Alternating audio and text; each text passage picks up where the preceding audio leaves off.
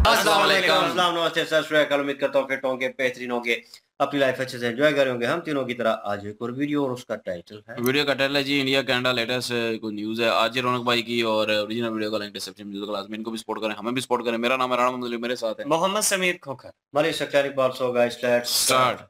तो भाई लोगों, जस्टिन ट्रूडो ने ठान लिया है कि उसे भारत के हाथों अभी और जलील होना है। जब से निज्जर खालिस्तानी हरदीप सिंह निज्जर का कनाडा में मर्डर हुआ था, ये तब से उनकी बेवा बनकर छाती कूट रहा है। एक साल पहले भी कनाडा की सरकार ने कहा था कि निज्जर की टिकट काटने के पीछे भारत के डिप्लोमेट्स का हाथ है। तब भी हमने बड़े प्यार से समझाया था कि कुछ भी अंट शंट मत बोलो, सबूत है तो दिखा दो, वरना मुंह में तंबाकू की पुड़िया डालकर अपने मुंह को बंद कर दो। उस वक्त भारत ने कनाडा के एक डिप्लोमेट के पिछवाड़े पर लात मारकर उससे कहा, क्या कहा? निकल, पहली फुर्सत में निकल, कोई जरूरत नहीं तेरी। मगर साल भर के बाद ये फिर से फटे हुए दूध की तरह उबाल मारने लगे। इस बार तो हद ही हो गई। कनाडा की रॉयल पुलिस ने यहां तक बोल दिया है कि निज्जर के मर्डर के मामले में कुछ Indian diplomats person of interest है और उनसे भी पूछताछ हो सकती है। मतलब सीधे सीधे कनाडा की सरकार ने एक बार फिर से इल्जाम लगा दिया है कि निज्जर नाम के प्राणी को भारत के डिप्लोमेट्स ने ही मरवाया है। बस इतना सुनना था कि भारत सरकार ने संदूक में रखी अपनी खानदानी तलवार भी निकाल ली। मोदी जी गैंग्स ऑफ वासेपुर के सरदार खान की तरह गीली चप्पल लेकर ट्रूडो के पीछे दौड़ रहे हैं। भारत सरकार ने कान से पकड़ते हुए कनाडा दूतावास के सभी अधिकारियों को ऑटो में बिठाकर फिर से क्या बोला भाऊ? पहली फुर्सत में निकल। कुल मिलाकर ट्रूडो की एक गलती की वजह से दुनिया के इतने बड़े देशों ने एक दूसरे से कट्टी कर ली है। दोनों देशों के रिश्ते इतने खराब हो गए हैं कि अगली बार ट्रूडो की जगह अगर कोई और भी कनाडा का पीएम बनता है तब भी ये रिश्ते इतनी जल्दी नॉर्मल नहीं होंगे।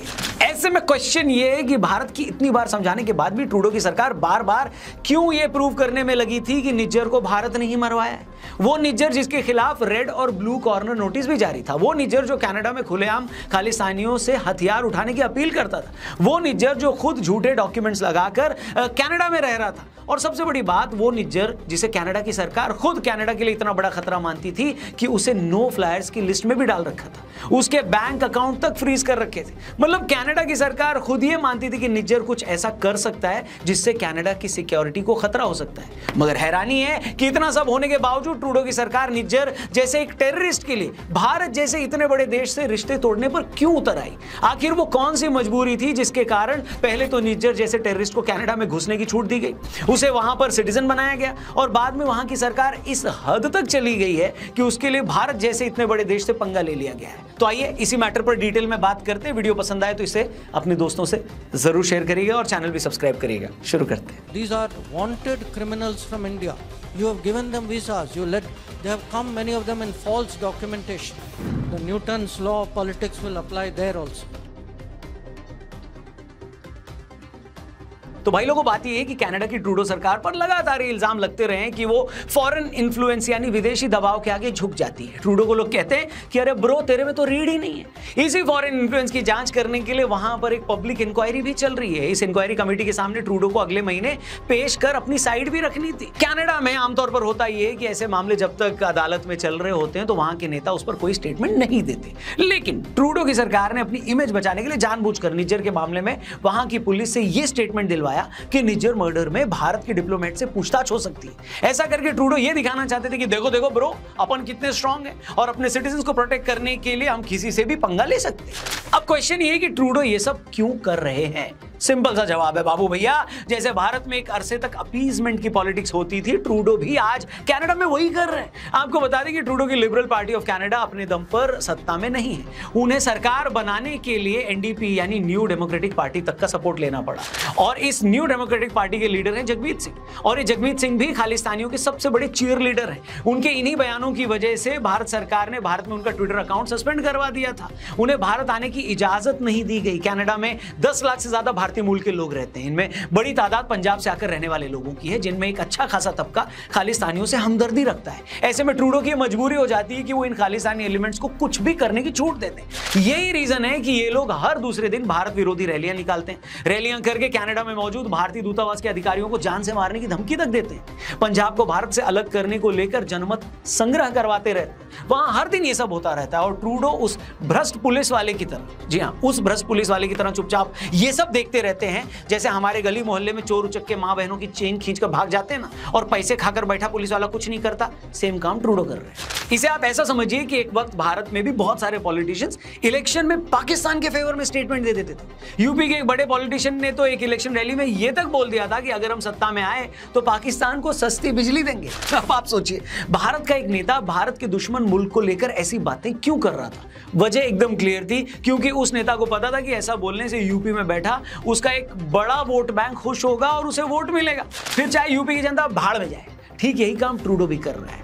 आज कनाडा की कई सिक्योरिटी एजेंसीज ये बात कबूल कर चुकी हैं कि देश के कई इलाकों में खालिस्तानी एलिमेंट्स हाथ से निकल चुके हैं, मगर फिर भी सिर्फ अपने चुनावी फायदे के लिए ट्रूडो अपने देश में मौजूदा बड़े खालिस्तानी सेक्शन को खुश करने के लिए ऐसी बातें लगातार बोल रहे हैं। इसके अलावा कनाडा में पाकिस्तान की भी एक बड़ी पॉपुलेशन रहती है, इसमें बहुत सारे मुस्लिम एक्सट्रीमिस्ट भी रहते हैं। ट्रूडो की इस एंटी इंडिया पॉलिटिक्स से ये लोग भी खुश होते हैं। हम सभी जानते हैं कि कनाडा की टोटल आबादी बहुत कम है, वहां की सीटों पर बहुत कम वोटों से जीत और हार का फर्क तय होता है। अगले साल वहां इलेक्शन भी है, तो अपने इस वोट बैंक को खुश करने के लिए ट्रूडो लगातार इस तरह की पॉलिटिक्स करते रहते हैं, जिससे उनके खालिस्तानी वोट बैंक में ये मैसेज जाए कि वो भारत सरकार के खिलाफ हैं और निज्जर की मौत का बदला लेने की कोशिश कर रहे हैं। अब आप खुद बताइए, ये वोट बैंक की पॉलिटिक्स नहीं है तो और क्या है? अगर एक आम स्टूडेंट भी कनाडा के वर्किंग वीजा के लिए अप्लाई करता है या उस देश में जाकर बसना चाहता है, तो वहां की सरकार क्या देखती है? यही ना कि इस बंदे की क्वालिफिकेशन क्या है, इसका स्किल सेट क्या है, इसका बैकग्राउंड क्या है। अब बड़ा सीधा सा सवाल, जिस आतंकी निज्जर के लिए ट्रूडो अपनी चूड़ियां तोड़ रहा है, छाती कूट रहा है, उसकी स्पेशलिटी क्या थी? वो रॉकेट साइंटिस्ट था क्या? उसने मंगल ग्रह पर पानी की खोज की थी?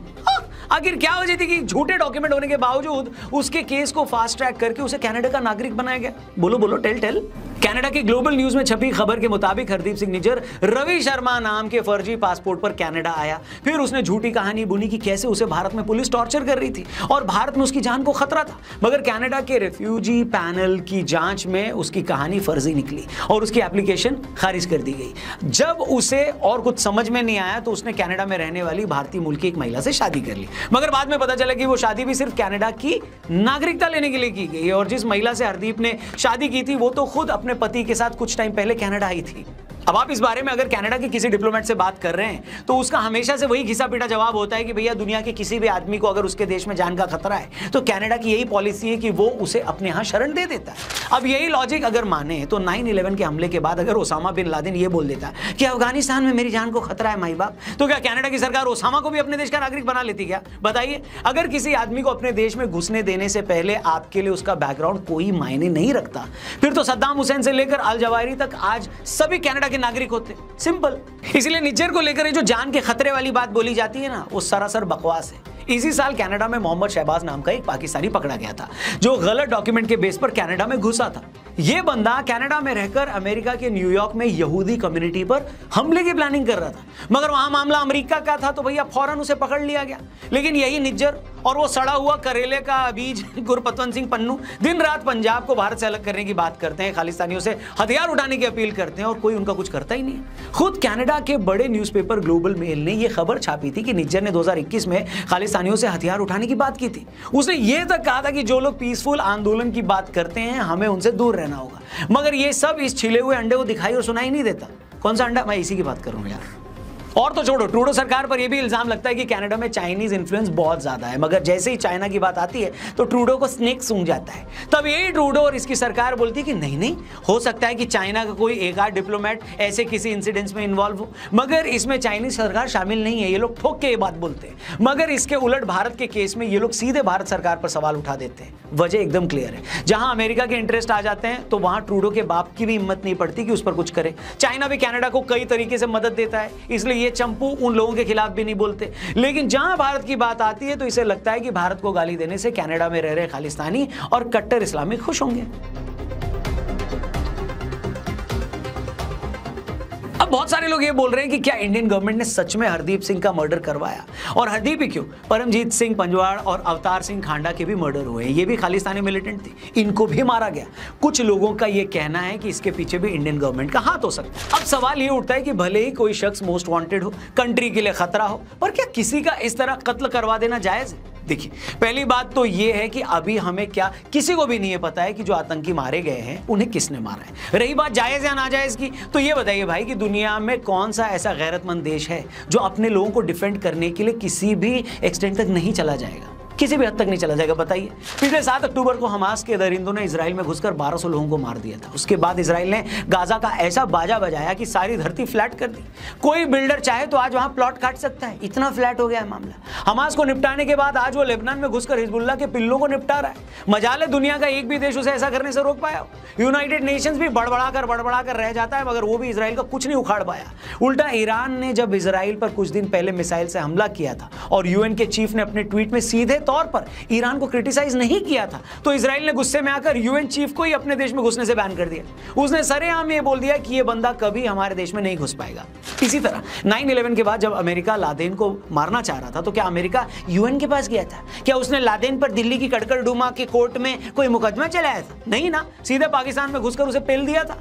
दोस्तों, वायलेंस ना जानवरों के खिलाफ जस्टिफाइड नहीं होती, लेकिन कोई पागल कुत्ता अगर आपको काट रहा हो तो आप क्या उसे डंडे से मारेंगे या उसका सर सहलाएंगे? मतलब भाई, जब अपनी जान पर आएगी तो पहले आप अपनी जान बचाओगे ना। जब किसी सरकार को दिख रहा है कि फला देश में बैठे लोग उसके देश को बर्बाद करने में लगे हुए हैं, वो सरकार उन देशों को उनकी शिकायत भी कर रही है, वो देश उनके खिलाफ कुछ कर भी नहीं रहे और वो लोग अब भी वहां बैठे हुए हैं, उसके देश के सिटीजन्स के मर्डर करवा रहे हैं, ऐसे में वो सरकार क्या करेगी? अपने घर पर बैठकर हरि भजन गाए और ऊपर वाले से प्रार्थना करे कि ऐसे आतंकियों को सद्बुद्धि देना, या उन लोगों से बचाने के लिए अपने नागरिकों को सुरक्षा कवच पहनाए? अब कुछ तो करेगी ना सरकार। हेलो, आज अमेरिका और इजराइल क्यों ये प्लान कर रहे हैं कि ईरान की न्यूक्लियर साइट्स को टारगेट किया जाए? इसीलिए क्योंकि वो नहीं चाहते कि ईरान के पास एटॉमिक कैपेबिलिटीज आए। क्यों? इन देशों को पता है कि ईरान के पास परमाणु ताकत आई तो वो इजराइल के खिलाफ इसका इस्तेमाल भी कर सकता है। अब या तो इजराइल हाथ पर हाथ रखकर बैठा रहे और ईरान और हिजबुल्लाह के अगले हमले का इंतजार करे, या फिर एक स्ट्रॉन्ग नेशन की तरह प्रोएक्टिव होकर दुश्मनों के कुछ करने से पहले ही उन्हें क्या कर दे राहुल जी? खत्म। लेकिन इस सब के बावजूद हमने ऐसा कुछ नहीं कहा है कि इन आतंकियों को किसने मरवाया। समझ रहे हो ना? ठीक है, बहुत समझदार हो यार, ज्यादा मेरे बोलने की जरूरत ही नहीं पड़ती, लेकिन इतना जरूर साफ है दोस्तों कि भारतीय डिप्लोमेट्स पर इल्जाम लगाकर और खालिस्तानियों को शह देकर ट्रूडो ने भारत से पंगा तो ले लिया है। और जैसे कि हमने कहा, चाहे गलवान घाटी हो या उरी की सर्जिकल स्ट्राइक, हम उधार किसी का रखते ही नहीं है।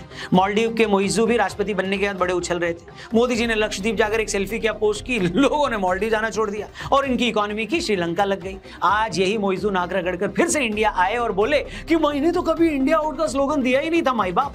इसलिए ट्रूडो, इनको भी रुक जाना चाहिए। और मोइजू की तरफ से ट्रूडो को एक मैसेज है। क्या मैसेज है, बताना जरा। हम भी पेले गए थे, तुम भी पेले जाओगे। तो इस पूरे मैटर पर आपका क्या कहना है, कमेंट करके जरूर बताना। और ये वीडियो सही लगी हो तो इसे अपने हर एक दोस्त तक जरूर पहुंचाना, स्पेशली अगर आपका दोस्त या उस दोस्त का दोस्त या उस दोस्त के दोस्त का कोई दोस्त कनाडा में रहता है, तो ये वीडियो तो पहुंचनी ही चाहिए। बाकी चैनल को भी जरूर सब्सक्राइब करके जाइएगा। Thank you for watching. जल्दी मिलते हैं एक और अमेजिंग वीडियो के साथ यहीं पर। जय Hind, Vande Mataram. Zero interest politics से जी।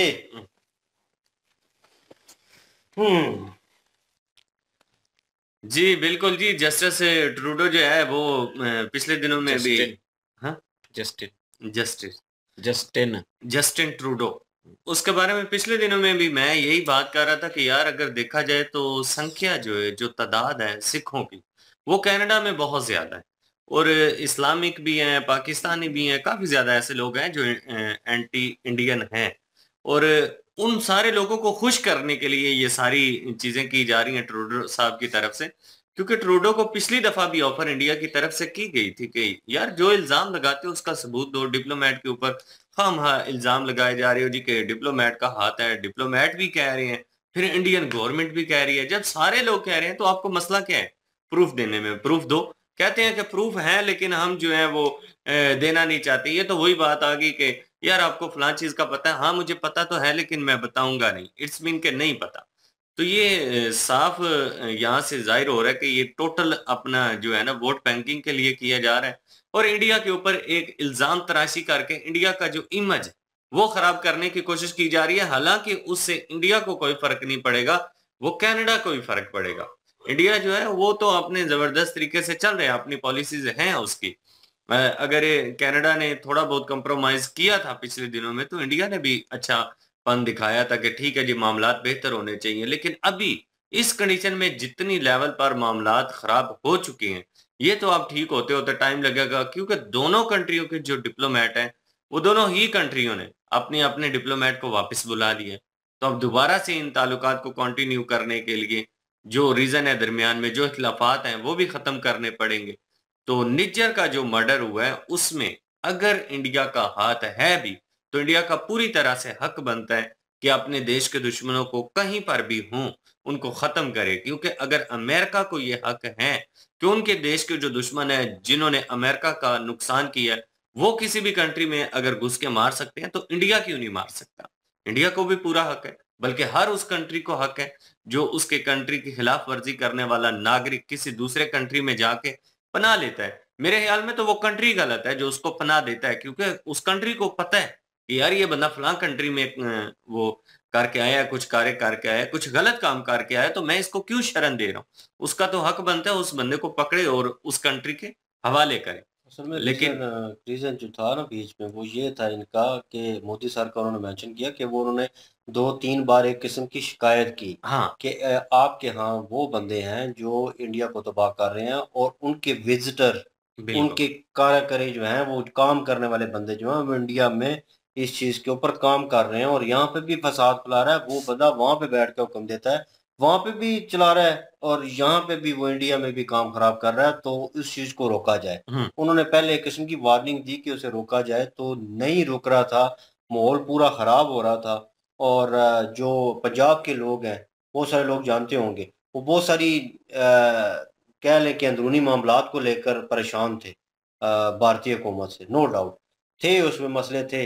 लेकिन ये है कि उस मसले को अब वो जो खालिस्तानी तंज़ीम बनी हुई थी, उसने उस चीज़ का फ़ायदा उठाया।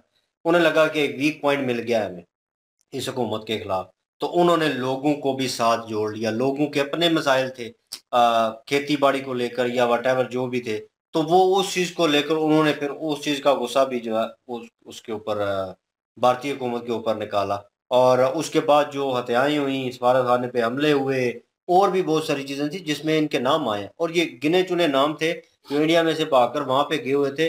अब बात यहाँ पे भी आती है कि जस्टिस ट्रूडो जो है वो किस तरह मतलब कर रहे हैं वहाँ पे निज़ाम जो है। चलें एक आम आदमी आता है, मेरी तरह आता है, जिसका बैकग्राउंड जो है वो क्लियर है और पीछे पाकिस्तानी हुकूमत कहती है कि बंदा बिल्कुल क्लियर है, इसमें कोई मसला नहीं है। तो ठीक है, आप कहते हैं कि सियासी पनाह लेनी है, ठीक है, वो सियासी पनाह आपको देते हैं। पीछे पूरी इन्वेस्टिगेट करते हैं कि हाँ, इस बंदे की दुश्मनी थी वहाँ पे, इसको जान का खतरा था, ठीक है। उसके बाद वो आपको सियासी पनाह जो है वो देंगे। अगर वैसे आप 3 साल रहते हैं वहाँ पे इल्लीगल जो है, तो उसके बाद भी वो आपको डॉक्यूमेंट्स दे देता है। हुँ, कनाडा वो है। तो एक बंदा जो है भगोड़ा है, मतलब भागा हुआ है, ठीक है, टेररिस्ट है, वो वहाँ पे जाके पनाह ले रहा है और वो रैलियाँ भी कर रहा है और रैली के फ्रंट पे मैंने बहुत सारी फ़ोटोज़ भी देखी हैं उसकी, जहाँ पे वो शामिल है उसमें। और फिर हुकूमत जो है वो मतलब सॉरी कनाडा जो है, कनाडाई पुलिस जो है वो क्या कर रही है वहाँ पे? हुँ, मतलब वो उसको अरेस्ट क्यों नहीं कर रही? वो उसको कंडेम क्यों नहीं कर रही? क्योंकि वो इल्लीगल बंदा है। वो इल्लीगल बंदा होकर इस तरह की चीज़ें, इस तरह की एक्टिविटी कर रहा है और फिर उसको पकड़ा भी नहीं जा रहा। तो फिर इंडिया ने अगर किया है, या तो मेरे ख़्याल में इंडिया ने, वो कहते तो हैं कि हमने नहीं किया, हमारा कोई लेना-देना नहीं है। अगर कहीं पे है तो अगर कोई बात निकलती है तो इंडिया को स्ट्रेट फॉरवर्ड एक्सेप्ट करना चाहिए इस चीज़ को कि हाँ, हमने किया है और ये चीज़ हमने की है, ये वजूहात थी। तो अगर नहीं किया भाई तो फिर डटे रहें, फिर कोई मसला नहीं। लेकिन जो ताल्लुकात ख़राब हुए हैं वो तो चलेंगे तब तक जब तक एक नया बंदा आकर कैनेडियन हुकूमत को सँभालता नहीं है। शायद उसकी ज़हनियत चेंज हो, उसकी सोच चेंज हो, मेबी हो सकता है भाई ताल्लुकात बेहतर हो। ये खालिस्तानियों का असर सूख है कनाडा में। ये बंदा एक तो आ भी जाए, दूसरा उसको भी ज़रूरत देने की पड़ेगी। और वही बात कि जो पाकिस्तानी है वहाँ पे वो भी ज़ाहिर है एंटी इंडिया हैं, हुँ, तो पाकिस्तानियों का भी वोट बैंक जाएगा उधर और सारे खालिस्तानियों का भी जाएगा। हुँ, और सारी तो गेम वोट इसलिए बैंकिंग जो की है है। वो बेशक कोई आ भी जाए और उसको भी ज़रूरत पड़ेगी। तो वही बात इन्होंने भी कही है कि अगर कोई आ भी जाता है तो तब भी ताल्लुकात जो है वो बेहतर नहीं होंगे। अब ताल्लुकात में दूरी आ चुकी है हुँ, और डिप्लोमेट को वापस बुला लिया गया है। हो और सकता अगर है वो रूल रेगुलेशन चेंज करे, हो सकता है मेबी, आपकी बात काट रहा हूँ मात्र, हो सकता है वो रूल रेगुलेशन चेंज करे और बोले कि भाई अगर कोई बात मानेगा यहाँ पे और सही तरीके से चलेगा तो दैट्स ओके।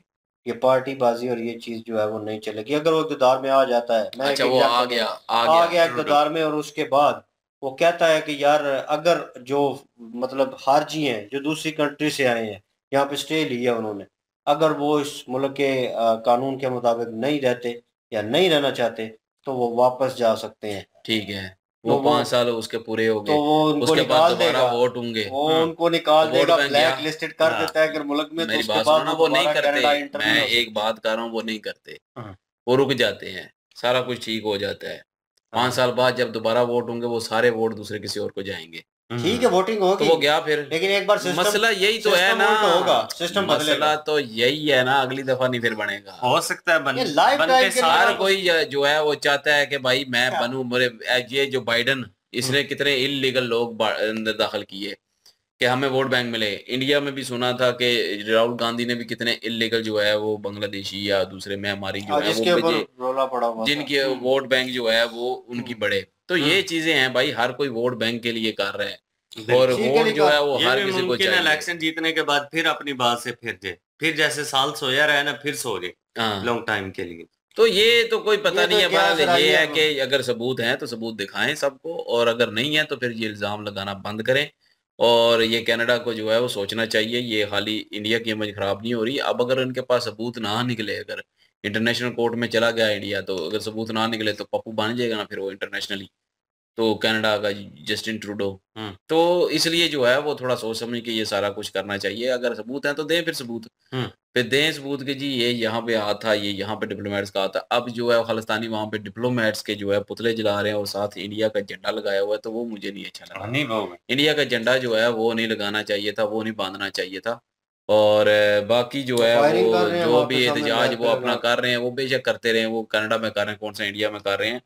लेकिन बात ये है कि वो झंडा इंडिया का यूज़ जो कर रहे हैं ना, और उसको भी बीच में जला रहे हैं, वो गलत कर रहे हैं। और ये पहले भी मैंने कहा था कि झंडे के साथ जो है वो नहीं करना चाहिए, कोई झंडा किसी एक का नहीं होता, बहुत सारे अवाम का होता है, जो यहाँ वहाँ पे रह रही होती है उनका होता है, हर एक के जज्बात जुड़े होते हैं उसके साथ। तो आप गवर्नमेंट के साथ दुश्मनी निकालने के लिए जो है वो पूरी अवाम को जो है वो डिसाइड करते हैं। तो इसलिए जो है वो थोड़ा सोचना चाहिए इनको। और बाकी निजर की जो कल भी मैंने कहा था कि एजेंसियों का काम हो सकता है, ज़ाहिर है कोई मुल्क तोड़ेगा तो फिर कोई चुप तो नहीं रहेगा ना, तो वो फिर उसको जो है वो जड़ से ख़त्म करने की कोशिश करेगी एजेंसियाँ। हो सकता है एजेंसियों का काम हो, लेकिन उनके पास सबूत नहीं होगा। सबूत होता तो अभी तक वो सबूत सामने ले आते। और वैसे मैंने सुना है कि यूके और यूएस से भी साथ दे रहे हैं अब कनाडा का। अच्छा हाँ जी, तो वो भी उन्हीं की साथ दे रहे हैं कि ये इंडिया नहीं करवाया है। तो ये भी न्यूज़ मैंने सुनी थी। तो यूरोपी भी जो है वो उन्हीं के साथ थोड़ा बहुत दे रहे हैं कुछ। तो ये चीज़ें जो है वो अब देखनी पड़ेंगी। और ये वाक़ई अगर वो सारे ज़ाहिर है खिलाफ़ आ जाते तो कोई थोड़ा मसला तो बनेगा ना फिर इंडिया में। सियासी गुंजल ही पड़ गया। तो वही ना, मसला तो बनेगा ना फिर। तो ये है कि इल्ज़ाम है, अभी तक प्रूफ नहीं हुआ। अभी तक सिर्फ़ इल्ज़ाम ही है। तो बाकी अगर कोई प्रूफ वाली कोई वीडियो बाद में आएगी या कोई इल्ज़ाम का जो है धुलने की आएगी, तभी जो है उस पे रिएक्शन लेंगे। लेकिन ये है कि आज रौनक भाई ने जो है वो वीडियो ठीक बनाई है अपनी तरफ से, और अच्छी जानकारी दी है। निजर के खिलाफ जो भी था वो सारा बताया है, इंडिया के खिलाफ क्या कर रहा था वो भी बताया। तो बाकी ये है कि नॉलेज में भी इजाफा हुआ। बिल्कुल जी, और इन्फॉर्मेशन वाली वीडियो थी। और क्या ओपिनियन रखते हैं उसके ऊपर, क्योंकि इससे ज़्यादा हम डिबेट उसके ऊपर कर नहीं सकते, क्योंकि हमें डीप डाउन चीज़ों का पता नहीं है और आपके सामने भी नहीं आई। आज रौनक ने बहुत सारी चीज़ें क्लियर आउट करने की कोशिश की हैं और आपकी समझ में कुछ आती हैं, जो हमारी समझ में आई है हमने बोला है। और कमेंट सेक्शन ओपन है आपके लिए। इनकी ओरिजिनल वीडियो की लिंक और हमारे दूसरे चैनल की लिंक भी डिस्क्रिप्शन में मौजूद होगी। प्लीज़ विजिट करें, सपोर्ट करें। इंशाल्लाह मिलते हैं नेक्स्ट वीडियो में। अपना ख्याल रखिएगा, तो हम याद रखिएगा। तब तक के लिए अल्लाह हाफिज़, पीस।